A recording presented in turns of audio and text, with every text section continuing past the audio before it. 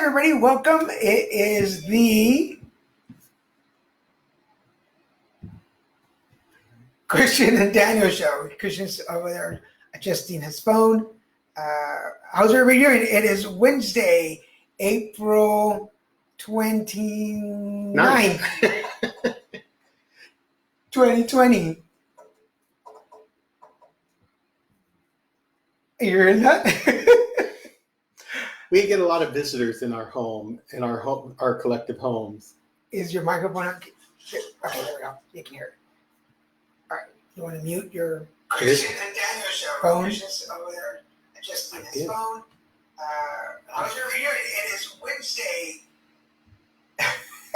So we're adjusting. We've been having issues connecting our computers and to our phone, and this is something that we're trying to work on, having things set and ready to go by the time we sit down, but for some reason we're not working, and here we are. We were sitting here for like 10 minutes before the show started, and like, are we ready to go? And he said yes, and obviously we're not. Well, no, I have to get, my phone can't be ready to go till we start streaming live. So I can't magically make that happen before we're filming. So is your screen open so we can see comments? And right there. Oh, I don't know how to, do I just type this? Yeah, there you go. All right, guys, welcome. That's going to work? Yes. Yes. So, again, welcome. This is the... I don't know why our phone is glitching. Now my phone is glitching a little bit. Can you see that? It doesn't show on your camera, but it shows here, right? Yeah. Well, let's see, because that's delayed. How's everybody doing? So I'm guessing everybody can hear us okay. If you can hear us, give us a thumbs up or a heart or a happy face or an angry face. But welcome. It is... Yes, we can see the comments, Michael. All right, cool. Welcome to the Christian and Daniel show. Again, it's Wednesday, April 29th, 2020. Hey, babe. Hey, Daniel. That is weird. We've been working on this system called Droid X Cam, and it is weird. Every session, every episode, we have to go back and uninstall and reinstall, and it is... We started doing this, at 6:30? Yeah, no. Yeah, like an hour ago. It took us about 45 minutes to get this all set up, and it's still not working right. So if you use a system to use your phone as a camera to plug into your laptop, and it's a system and it's just easy? Yeah, please send us a link so we can use it. How's everybody doing? But welcome. Welcome to the show. Thank you. Welcome to the show, Daniel. And why don't we announce the show? It's the Christian and Daniel show. If you go on the YouTube page, which we suggest you do, please follow us on YouTube. You can hear the theme song starting from there. It sees all the episodes on the show. What do you want to talk about this week? This week, wow. I did forget. I was going to bring up your cookies before we start. Oh, Chris, I was in Laguna. We should have had a couple. And that was the intention. Okay, keep talking. Okay. So I baked cookies, and I did it like at 11 o'clock last night. I just was sitting on the couch, relaxing, and all of a sudden I just got this like epiphany, like, I feel like doing something. I feel like baking. And I kept thinking, I want something, but nothing in the house is what I want. And that's like the biggest, hardest thing with quarantine, is that you don't want what you have, yet you can't go out and just get what you want. It's crazy. So I just said, hello, haven't baked in forever, so let's make some cookies. So I don't mean this in a conceited way, but I do make very nice, very delicious Toll House cookies. And they have a little salty edge to them that everyone who's ever tried them likes. Because they're not just sweet, they actually are both sweet and salty. So you kind of get like both those satisfied with them, and they're just delicious. They're purdy. Where did you get the original recipe from? I got it from the bag of the Toll House chocolate chip. There you go. But then you add extra vanilla. I add extra vanilla, and I use kosher salt, not regular iodized salt, and I just kind of work with it. Like this time, I also use Crisco, butter flavored Crisco instead of butter, because Daniel's tummy gets upset by butter. So it's easier when I use something that's not butter based, because he could just enjoy the cookie and not have to deal with the heartburn later. Now the really cool thing was that he made this extra batch extra crispy for me. And not the ones he grabbed, but there's another baggie in there. I made one batch darker so that he would have his crispy cookies. I like them crunchy. Yeah, he likes them. He likes them crunchy, not burnt, but crunchy. And I'm a pretty good. I actually enjoy baking. That's one of the things I really enjoy. And I've made him yellow cakes from scratch, and I've made chocolate buttercream frosting from scratch. Basically, I've made the entire cake from. I made a Boston cream pie from scratch, and I think that's the difference between us. You're more of a baker, and I'm more of the cook. Yeah, because I'm not. I don't get a big thrill from cooking. I made last Thursday.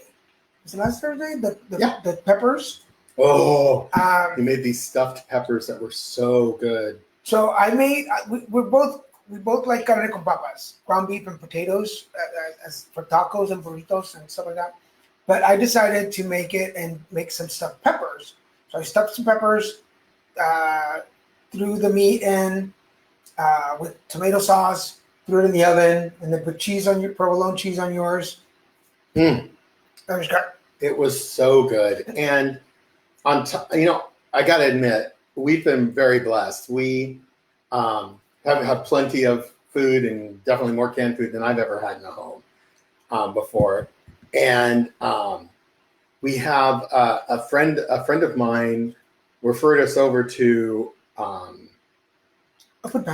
food pantry here in Culver City, and they actually delivered. I asked for a bag for my neighbor too, which I brought over to her, and they delivered a bag for us. I keep saying like that's one of my biggest pet peeves is and I'm doing it like I didn't do these activities, like I don't know. What was it? Culver City. It's CERT, CERT, Culver City Emergency Relief Team. So hello to them if or anybody something knows to them. that effect. Pretty close. They're fantastic. The young lady I spoke to and work with is Stephanie. You just call in if you need it. You don't get it just automatically delivered every week, but it's like a bag of non-perishables, a big bag of non-perishables, not even a little bag with a lot of stuff in it. And it's just really kind of cool. It's like cool to know services like that exist that don't put you in a position of being embarrassed or humiliated. And it's just helpful. She understood. I told her we're not in dire need, but it was nice. It was nice to get some extra, and then getting it from my neighbor was really nice because I know she's had some challenges. Chris is teasing us that you only baked 2 cookies. No, here's a whole bag of cookies. No, I baked 3 dozen cookies, and then 1 extra dozen or 1 batch that were baked a little bit longer. Terry just brought something up. Baking is a science and cooking is an art. And I think that's really that defines us a little bit more. Totally. He's way more logical, and I'm way more creative and artistic. So that makes sense, because I'll get in the kitchen and even when so when we met, you weren't much into even baking. I wasn't doing anything. Into keeping a lot of food in your pantries. No, because I'm a food addict, and I've been sober from my food addiction for 15 years now. But because of that, I used to have hundreds and hundreds of dollars worth, if not maybe $1,000 worth of food in my pantry at all times. I'd always have way too much food for one person living alone.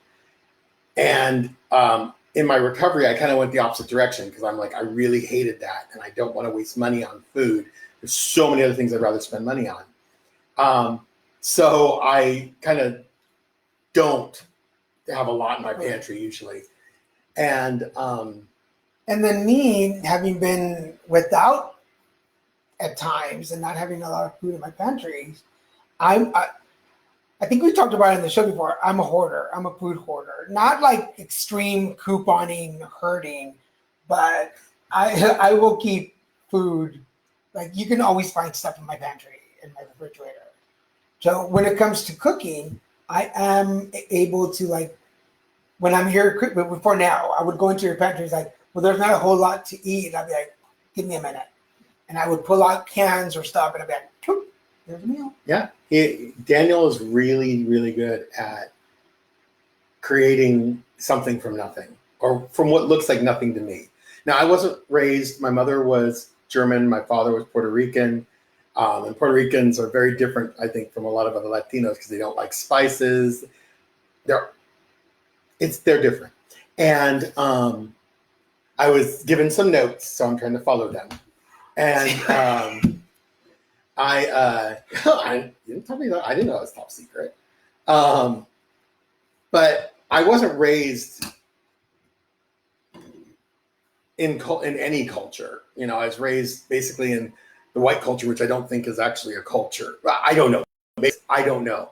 I just know I wasn't raised having to be creative with foods and with spices and stuff. And now I'm very spoiled. I love everything nice and spicy. I love our homemade stuff that we've been making. In quarantine, we've made some amazing meals. And we've made a lot of kind of white bread meals and stuff that kind of from suburbia, like you would have seen like a 60s party scene, casseroles and all that stuff, which I love. I was raised on that stuff. And, now we have enchiladas, we have taco nights, we have burritos, we have... and we've been able to mix... kind of both worlds together. I will make chicken and salsa with beans and a burrito, but we'll add Bovita cheese for you. Yeah. To give you that. To give me, yeah. Well, Mom, give me the gringo version of what we're making. Well, for anybody out there, if you are in people would see us and not think we're a mixed couple. But we kind of are. But we are. Culturally, I was not raised within cultures, so I really am not. I really don't have any of the Mexican cultural cues in my head. I wasn't raised that way. Because not talking too much about your dad, but your dad. He lived white. He was very he assimilated to the predominant culture. Yeah. So which was white, and in his days it was really racist and really hard. So assimilating was just something you did so you could survive and be comfortable. So he really didn't. And again, Puerto Ricans don't tend to have really heavy spicy foods, from what I understand, from what my family has told me. And then your mom, German. Yes, Dr. Yeah, so when we first met, I really thought, it's like, oh, cool, he's going to enjoy Mexican cuisine or Latino food, and he doesn't. But over the years, you've developed a taste for some stuff, salsas, sopas. Yeah. I mean, I get it. I love it. I like sopa. Oh, Daniel made the best sopa the other night, and it was seemingly so simple. But I would not have created it, and it would not have been as delicious as what he made. If you're familiar with sopas, I made just fideo with bouillon, and that was it. And I washed my hands. That's why I'm touching my face. That's such a big thing right now. Hi. So I want to say a quick hello because there's a lot of people, friends of ours, that are jumping in.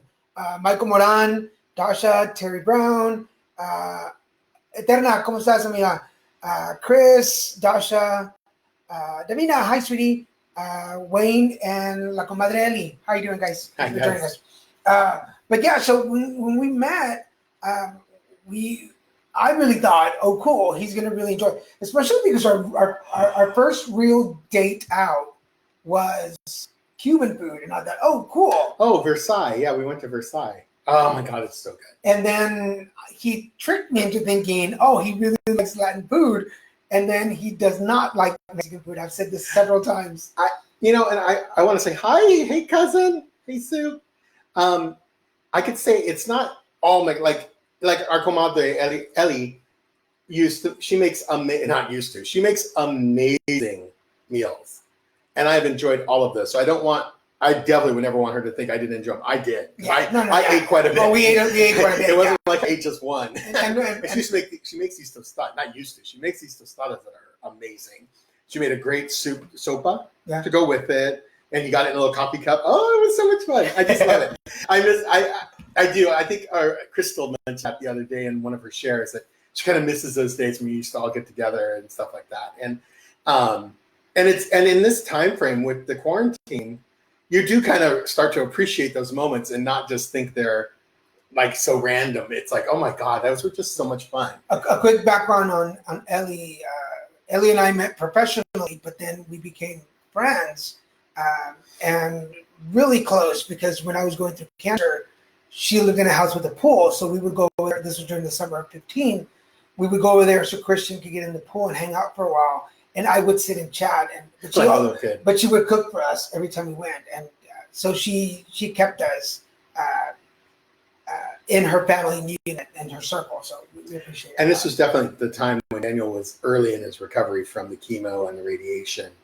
And even during some treatment, we were there. And it just, her family just kind of made our lives so much easier during that time. We knew we had a place to go on Sundays where we could get a meal, good company. He could do a little energy work that he, which always made him feel better, and just connect. It was just nice to be able to connect. And in this time frame, you literally learn to appreciate those connections that you could have. Yeah. So exactly, and we did become family. And we love you, Ellie. That was just wonderful. We do.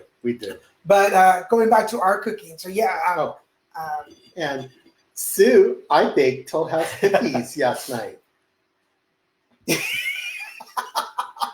They are really good. They are. And because not for the first time. I've made them for years. The ones that he made for me that are extra crispy, you can put some ice cream over them and they just kind of melt, but they don't get mushy. So it's like, oh my God, so good. But I think that's what makes it a good combo too. But over the first time you made albondigas once. I made albondigas when we were I made albondigas while we were going through treatment. I did a lot of Mexican cooking. Good salsas. I made really good salsas. Good salsas. And we both are good. It's his based on his knowledge. So everything I made is he makes just, if not better. But I learned to make fideo. I learned to make sopas. I learned to make albondigas. Yeah. I also learned how to properly crisp up corn tortillas on the stove, and I use my mano. I do not use anything to flip them. I will say this, and like there was on YouTube. There was a little thing on Facebook not recently that said, "I fell in love with her the moment she flipped a tortilla with her hands," and I was proud. I was so proud of him. The one time when I walked into the kitchen and he was heating up tortillas for me, and he flipped it with his hand, I was like, oh. Talk about getting excited. Let me just tell you, that moment when you look at your man in the kitchen, you're like, wait, puppy. It was definitely a like puppy moment when I saw him flip the tortilla with his hands. And I still do it. And he still does it. Because there's a feel to it, and you can feel the heat, and you can feel the tortilla, and you know if it's ready to flip. It's really cool. But when I was going through cancer, I would be, like we're sitting right now. If you see that door right there, that door goes to the bathroom and the bedroom. Everyone wanted to know that. And across inquiring minds. And right there across from us is the kitchen. So he would go from the kitchen to the bedroom with the pan with the sopa and look and show me the fideo, and he'd be like, "Is that brown enough?" I'm like, "No, do more." And he would come back to the kitchen. He would brown it more, and then he would run back to the kitchen and be like, "Is that good?" I'm like, "Yes." Now add the onions. And he would come back. So he would run back and forth. I love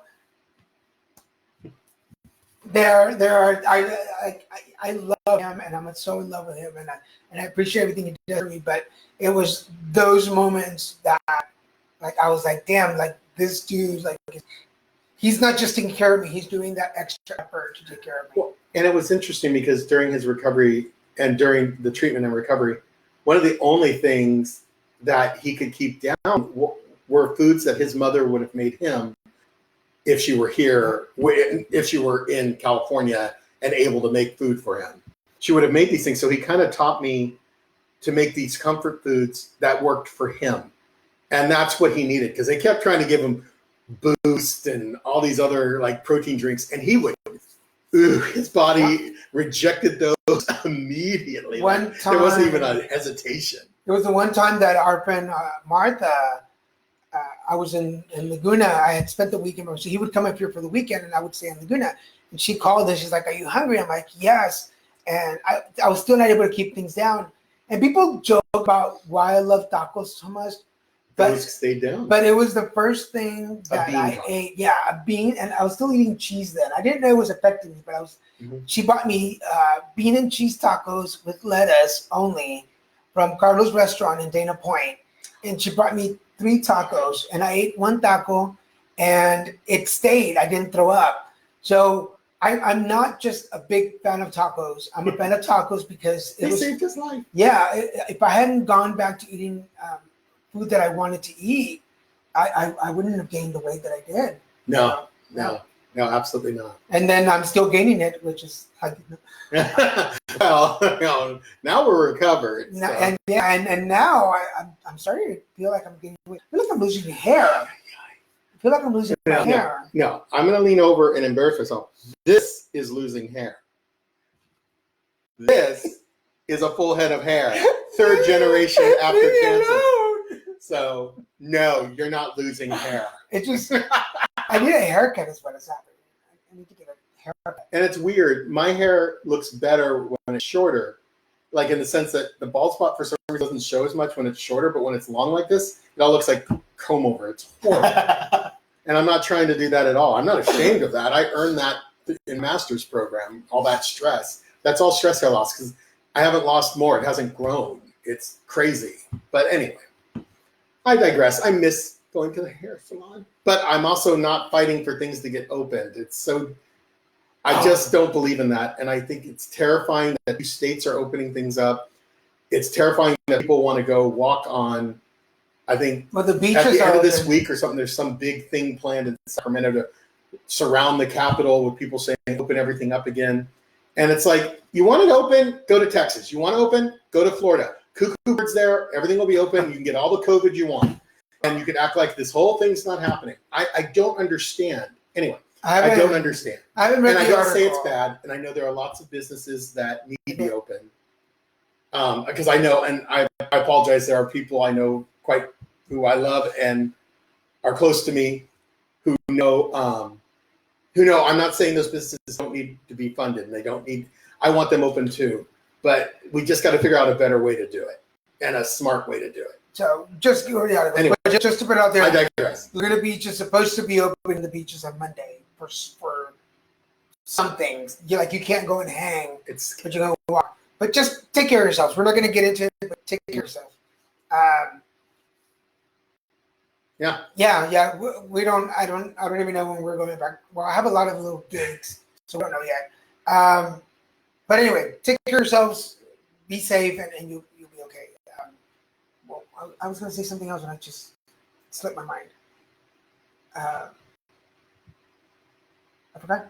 Hi. For those of you joining us, this is the Christian, and remember every Wednesday Pacific Standard Time here on. Before I forget, make sure you go over to YouTube and subscribe to our page. You can get information and stuff on things that we're posting on there. Videos, auditions, comedy shows. I'm still doing comedy shows, which is kind of cool. Yeah, and I'm trying to think what else is on there.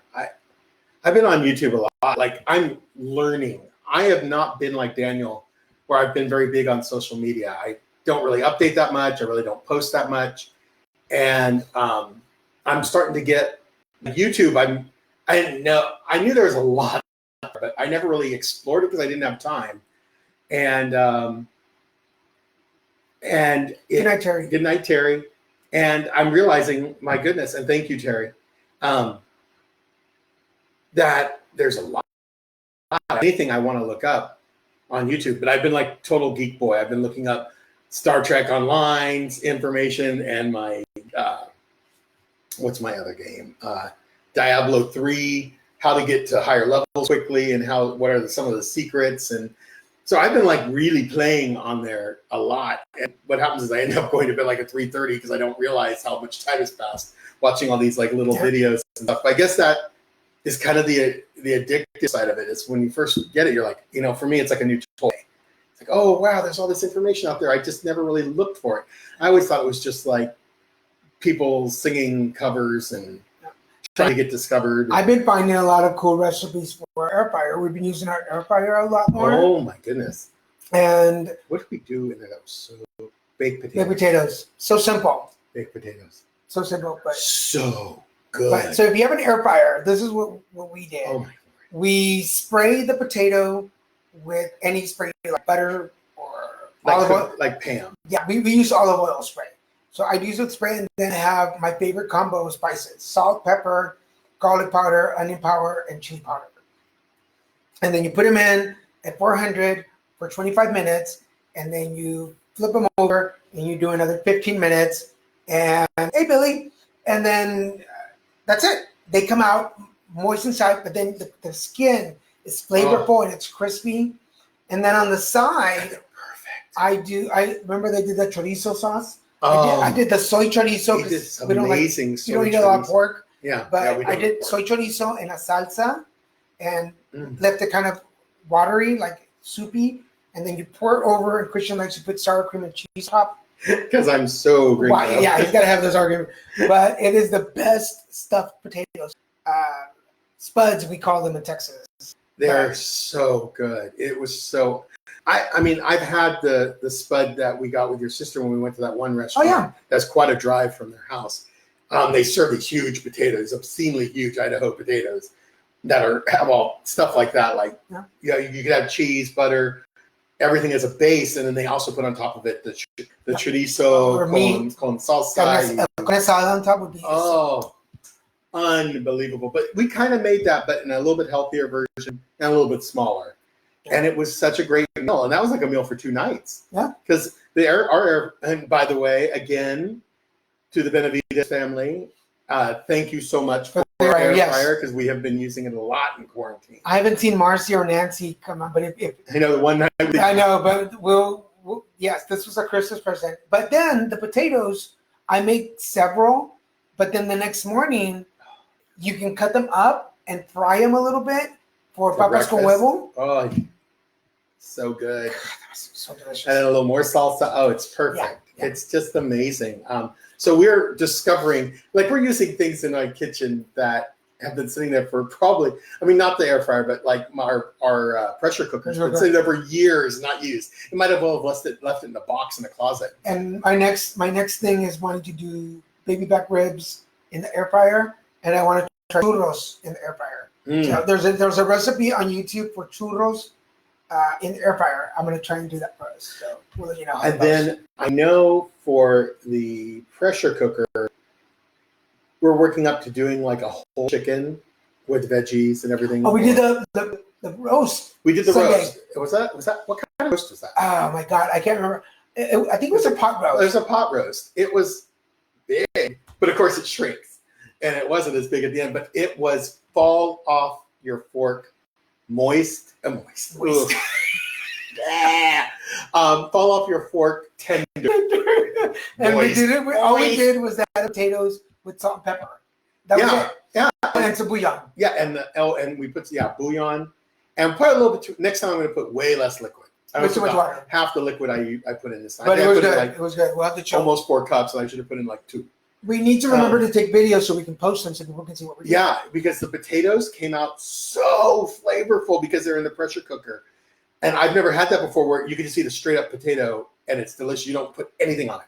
Yeah. No butter, nothing. It was perfect. Yeah, the potatoes were so succulent. Oh my they God. were succulent. That's so good. I was hoping he didn't want them later because I was going to put them in the, but no, they were gone. 2 minutes and they were gone. They were gone. And then the meat was so incredible. And we thought if we marinated this overnight with like Worcestershire sauce and a couple and our regular spice regimen, it would have been even more amazing. We'll have to remember. So we're going to do it again. We're going to work it. We'll take some videos so you guys. Speaking of videos, if you are on TikTok and you're not following us, why not?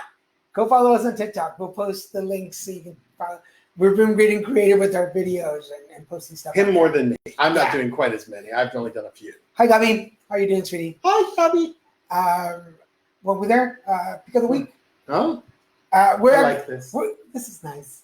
We're extending our show to 45 minutes because 30 minutes goes by really quick and an hour is too long. So we're doing 45-minute shows from now on. So if you want to stick around, we're doing Pick of the Week. So what's your pick of the week? My pick of the week is it just was released on Netflix, and they actually have a little caption that talks says, due to COVID-19 and wanting to protect our voiceover actors, it's in its original Japanese. It's Ghost in the Shell standalone complex. It's their newest season. It's a brand new season that was funded and brought to life by Netflix. It's one of my favorite manga anime series, and it's about the not so distant future when robotics and cybernetics, which we're on the cusp of getting into our cybernetic age right now, when cybernetics are commonplace, they're normal, and we thank you, Gabby. We've evolved into this society that's so connected. We have cyber brains, and so we can replace our regular brain and transfer the conscious everything into the cyber brain in our body, so that we have more of our brain is actually connected to the internet or the network, and you can communicate without words, just through thought with other people's cyber brains. It's pretty amazing. It's a very complicated series, but it talks about the dark side of a society that's like this. And you're following this group called Section 9, Special Forces Division 9, that is led by a woman whose brain was put into a full prosthetic body. So her whole body is basically artificial, and the only thing natural on her is the brain that's in the body, and it's her brain. And she's the only one of her kind that exists, and she leads this group of cybernetically enhanced humans who go and fight the criminals, because you're going to get a whole new type of criminal in a connected world like this, where they can burn out your brain, they can burn out you, they can take control of you. It's kind of scary. It shows the dark side of merging so completely human beings and technology. So I think, and that's what a lot of people are scared of in this time frame anyway, is because we're moving towards that. Wow. I think there's some good, like having a prosthetic leg that just looks like a normal leg or functions like a normal leg and doesn't look so different or non-functional or comfortable anymore, and having things that just blend with your body and work off just like a regular arm, but it's artificial. I like that type of stuff, but when you start implementing the brain and putting a consciousness in a completely electronic mind, it's crazy. And it's not out of this world. It's not so it's sci-fi, but it's not unreal sci-fi. Just kind of like Star Trek. The Star Trek series tries to always do things that are not in the not so distant future for us. Not so unrealistic. Yes. Yeah. And so nothing in this is not real. Like, they're experimenting with artificial eyes right now. They're experimenting with prosthetics that actually they don't look like our arms, like with skin and everything. They're still prosthetic, but they work just like our regular hands and arms, almost just like it. So it's an interesting show. And I just really, it's something it's like 40 season. This is like the 42nd version of it. It's been on a long time, and I've watched all the different series that have been released about this. Cool. And my pick of the week, I was going through Netflix. I finished watching One Day at a Time, so I was done to the very last episode. So I needed to find something else to watch. And if you're on Netflix, you know that when you finish a series, it'll either suggest one, but now it's suggesting 3 different shows. Like, if you enjoyed this show, you might enjoy one of these series. And it popped up. It popped up this show named Alexa and Katie, and only because it was Alexa and we have a great niece, Alexa, I was like, I wonder what it's about. I knew that was why it got. Yeah, that was the only reason I clicked on it. I was like, let's see what this is about. So I clicked on it, and right from the start, I'm not going to give you it's 3 seasons, and I'm on season 1. Right from the start, it talks about her one of the characters, Alexa, who is dealing with cancer, and she's a teenager. Oh, Alexa, stop! And I knew she was going to start. And I'm not going to give you the whole story, but from episode 1, because of me and my story, I was crying. It's a teen coming of age thing, but it's actually kind of funny. So if you are dealing with cancer, you know somebody who dealt with cancer, it's definitely something to watch. Plus, it's cool for young people. Alexa, stop. I knew she was going to pop up. The funniest thing is that every time on the show that they would say the name, it would answer. So I don't want to say it, but every time the shows they said the girl's name, the machine would answer, and I was like, stop it. But it's definitely a show about how young people deal with cancer, but and how parents kind of deal with it. But if you, like me, if you've dealt with it, if you lived through it, it really, like, I think we've talked about this before. Like, even I'm coming on 5 years of being diagnosed, and every time I think I'm over it, I've outgrown it. I can go and talk about it. Fear. Yeah, there's always a little nugget. It's like, it's like a little, I don't know, like just something stuck inside. You can't quite get it out. So. And lots of other cancer survivors have shared that thought that you just never feel it's completely gone, because in all honesty, it can come back at any time. I have a cousin who it came back on 3 times, but like 13 years in between, so she lived his full life in between, and then bam. And then, so it happens to some people, not everyone. Yeah. I think that's a high percentage. I'd say it's a lower percentage, but it does happen. And that's just an estimate. I have no real facts to support what what I just said. So anytime I watch a show that has anything cancer related to it, HIV not so much. Yeah, HIV not so much. You don't seem to. That doesn't bug you. But cancer, and I have an ostomy page. If you know a gentleman, males who have an ostomy, colostomy or ileostomy, I have a Facebook page. Yeah, I have a Facebook page where it's men talking to men, and a lot of the guys are like, "Oh, I'm cool, I'm good with them. I don't have any body issues." I still do. I'm coming on 4 years. They do too. I'm coming on 4 years, and I still have body issues, and I still deal with it. Even working out is an issue, because I started working out, and then I just felt a little stretch, and I stopped. I panicked, like I couldn't do it anymore. I don't think I told you that, but no, but I figured. I started working out. For those of you, I posted a couple of videos on Facebook where I started work out, and I was really excited about it. I was really into it.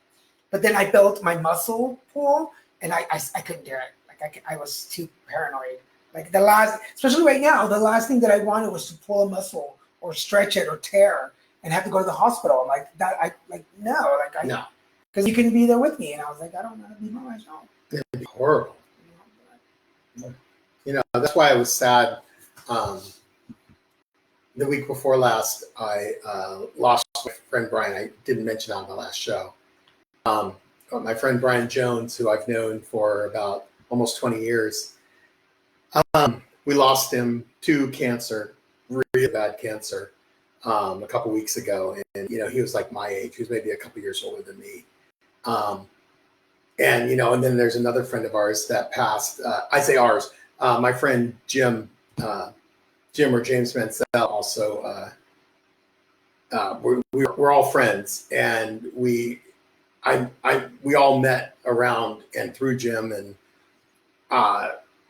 we lost 2 friends in almost as many months, and it's kind of shocking. And none of them were from COVID; they were from different complications and issues.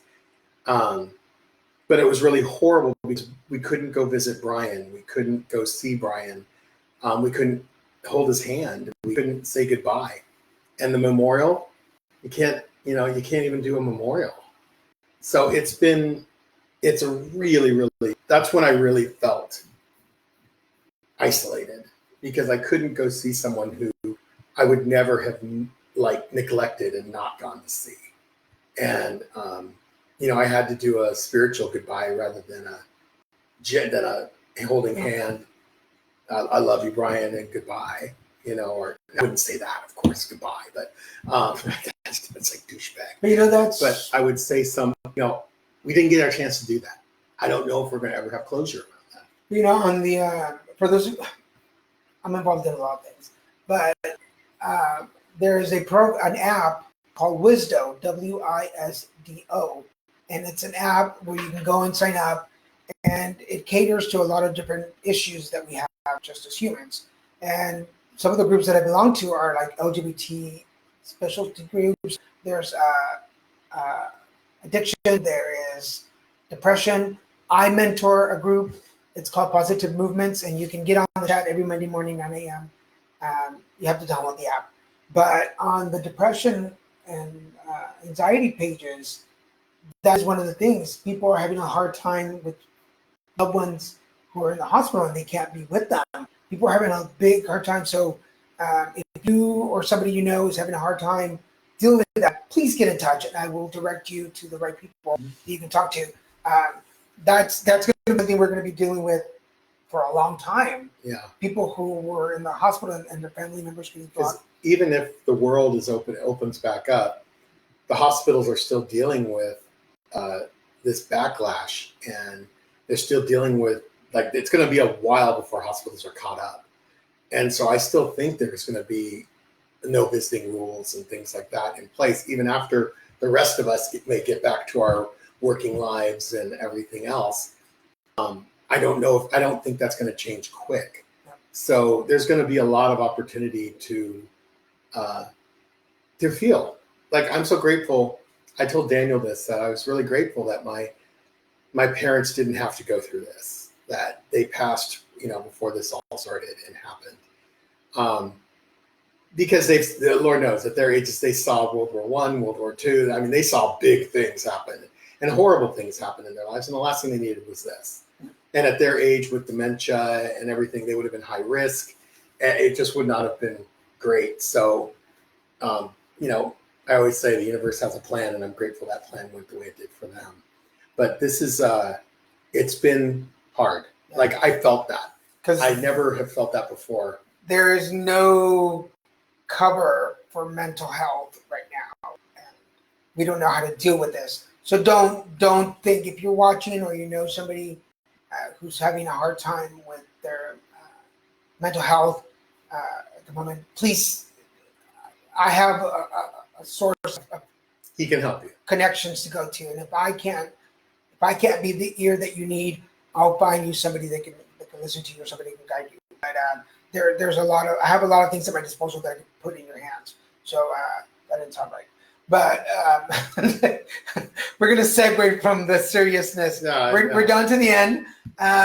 Again, you've been watching the Christian and Daniel Show. Thank you so much. Remember, we are on every Wednesday night, 7:30 p.m. Pacific Standard Time, here on my profile page.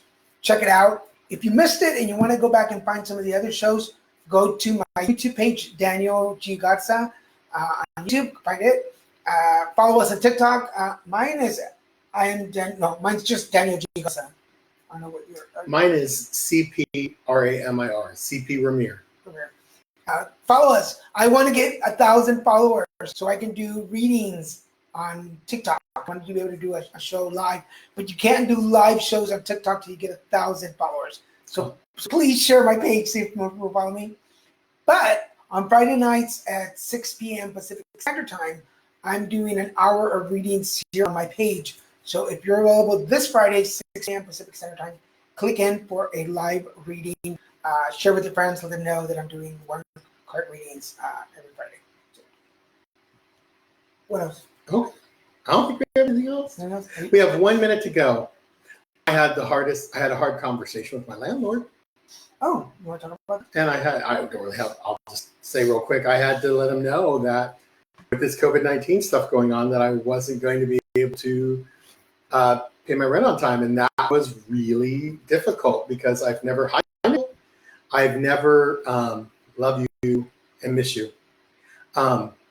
I never had to say that to anyone in my life before. I was, my parents really drilled it. It's always been raised that, you don't, any obligation you have, you meet them, particularly financial ones. And it was the hardest thing I had to do. Like, I had so much stress before I did it and so much, but I had to have that conversation. And it went really well. Everything's understood in the time frame we're in. There's a lot of new policies and stuff that are protecting renters from not being able to, from being, told they can't stay or evicted. That you can't evict anyone for apparently for the next 6 months. There's a moratorium on evictions, but it was a lot easier than you expected. And it was more. I made it worse in my head than it actually was to just go do. And I just came down to it the other day, and I said, I need to do this because, one, I respect my landlord. I've lived in my same place for over 15 years, and I respect him a great deal, and his family, his wife.